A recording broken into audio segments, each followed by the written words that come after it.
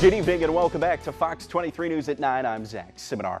We begin tonight by taking a look at our Golden Eagles scoreboard. Tuesday night action saw South Alabama finish off a season sweep of Southern Miss baseball, while the Lady Eags running their win streak to 10 straight after a 7-1 home win over Nichols. Softball has the next week off before visiting Ole Miss a week from tonight. Baseball opens a 3-game home series against UNC Charlotte tomorrow.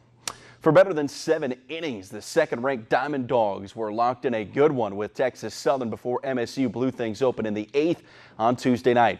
The Dogs got an RBI single from Justin Foscue and an RBI ground out from Rowdy Jordan before a 2-run pop from Dustin Skelton blew things open. The Bulldogs staffed Tuesday night's tilt, getting 7 different pitchers to close out Texas Southern to win their 6th game in a row. They'll now prepare for a 3-game series at Arkansas that opens up tomorrow.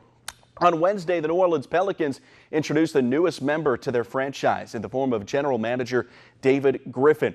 46-year-old Griffin was general manager of the Cleveland Cavaliers, put together the pieces that led to their NBA title just 3 years ago, and when asked today if you can win in a small market, he was emphatic in his response. The notion that small markets can't win is nonsense. We won in Cleveland. I mean, we had a parade. There was 1.6 million down there, so I can prove that you can win in smaller markets. It's not just that you can win a championship in a smaller market. You should want to win championships in a market like this because it means more. Anybody can play the game if you cheat and you start way ahead. Let's win this together in a way that means something. Griffin also dove into the situation that the organization is in concerning Anthony Davis. Griffin said he can see a scenario where Davis commits to the Pelicans long term, but says a conversation will be had.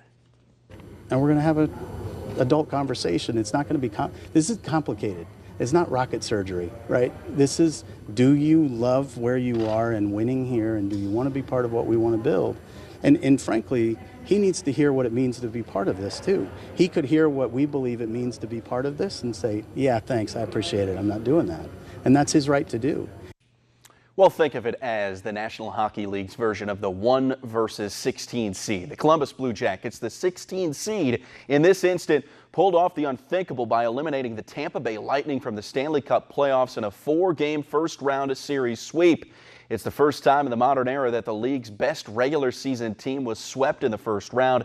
Tampa Bay entered the playoffs as the prohibited favorite to win the Stanley Cup after accruing an NHL record, tying 62 wins in the regular year. And now they're going home before seeing the month of May. And the Alliance of American Football League, which suspended operations earlier this month, filed a petition for bankruptcy this morning in a Texas court. Based on the filing of assets and liabilities, the league had over $11 million in assets, $48 million in liabilities. Those liabilities included about $10 million owed to the creditors. The AAF had financial struggles from the start, did not quite make it through season number 1. There have been 3 class action lawsuits filed since the league suspended operations earlier this month. What did they make it through? About 8 of the 10 weeks? Yeah, and, not well planned out. No, they rushed it. Yeah.